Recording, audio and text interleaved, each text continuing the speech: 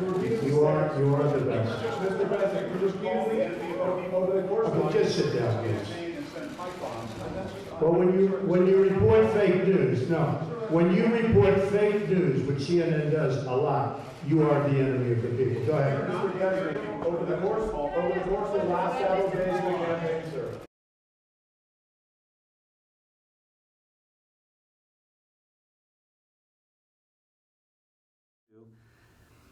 It's a challenge more because I feel like we're constantly having to prove ourselves. You know, people in general, consumers of the media, gravitate towards people they agree with. There aren't liberals watching Fox News. There aren't people on the far right that are watching MSNBC and Rachel Maddow.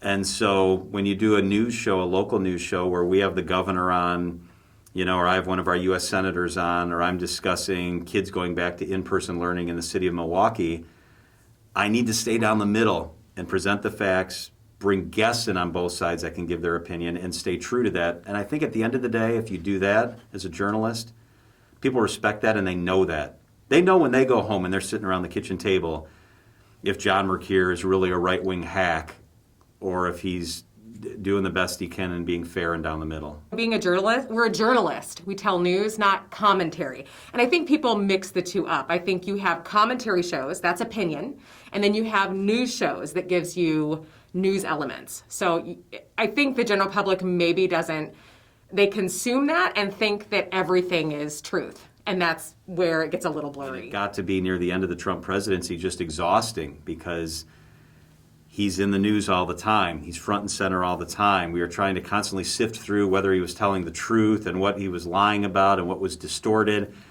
And then people think that you're being biased if you point out that, you know, he was not factually correct when he said that. He was wrong. So you can be objective, but it takes more work, I think, than it ever has.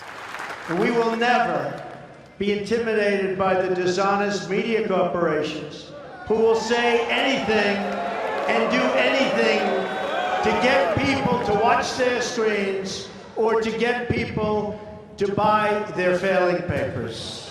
I think the truth was always there. I think people had to maybe dig a little bit deeper for it and maybe do a little bit more of their own research for it. It wasn't always, this is the truth. There were facts you had to sort of dig through, and that was unfortunate, I think, in that time period. I think it's coming back. I think as a journalist, you're always about the facts and relaying those facts and relaying both sides. So I think if you've never strayed away from that, I think you're good. And every day, especially during the Trump era, you know, October, November, January, when the election was still being contested, I would sit down in the studio and I'd look at the text line and it would be amazing. And I would have texts from people saying, hey, Mercure, you're a right-wing hack, you know, God, you'd support Trump in anything. And then 3 minutes later, I'd look at a text based on something I said and they'd say, you know, why do you hate Trump so much? You know, you're in bed with Biden. And so now it's not Fox and MSNBC and CNN kind of in the middle.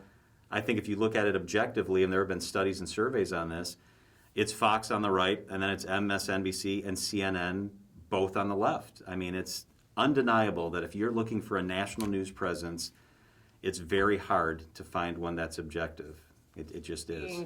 Being a journalist and being, you know, on the radio and just kind of out there a little bit more, I keep things very, you know, even-keeled. I do a lot of fun stuff on my Facebook and just kind of share things that I know are important, but not too controversial. You don't want to get into the whole like thread thing where you have to comment, and that gets a little tedious. And I think a lot of people don't understand that when you do choose this profession, you do have to hold back quite a bit when it comes to social media posts and whatnot, and that's okay.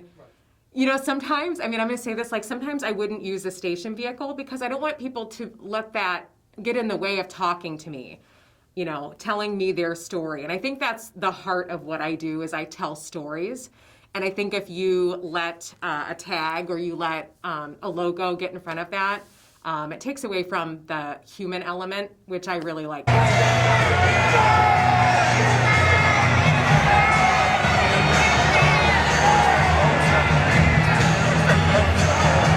It's damaging to local journalists when national journalists behave the way they do. Because, you know, I've had a successful career. I've been a journalist for, 30 years.